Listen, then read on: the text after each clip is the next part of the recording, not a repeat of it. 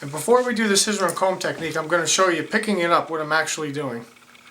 What I'm going to do is I'm going to do 3 half closes. 1, 2, 3, and the last one is a full close, and the last one's actually going to take the hair off. So what we're doing is we're taking bulk, and then at the very end taking length. So we're going to move the comb slow. Again, I can't stress the importance enough. You want to take the thickness out, but leave the length. Just taking a little bit of length, and the hair is going to stay back a lot easier. And the other thing that happens is when the haircut grows in, it's gonna hold its shape. We're going to use our clipper over comb technique. As you notice, the clipper moves fast and the comb moves slow.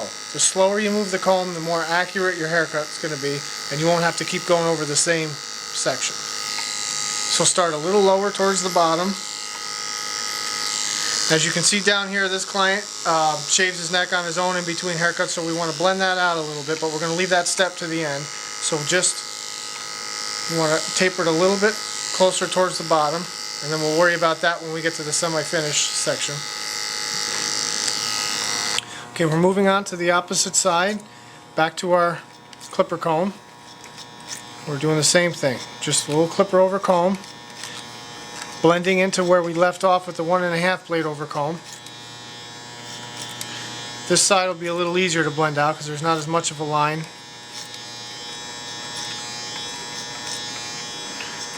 So do everything you can first with your adjustable and the larger comb before we move down to the smaller comb.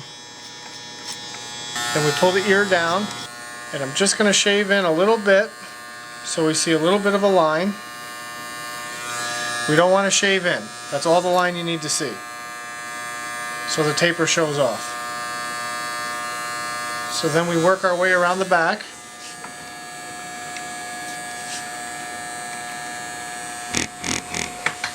Okay, bend the client's head straight down. Now we're going to shave up to about 1/2 inch below the taper.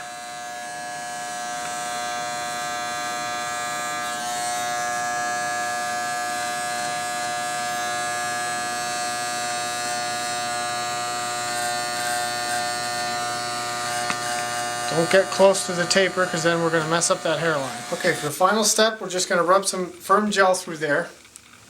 And just use your fingers, you don't have to take a comb or a brush. So we're going to put the gel in there, and then a firm gel, and then we're going to cover it up with some hairspray, a firm hairspray. And that way the hair will hold its shape all day and won't move.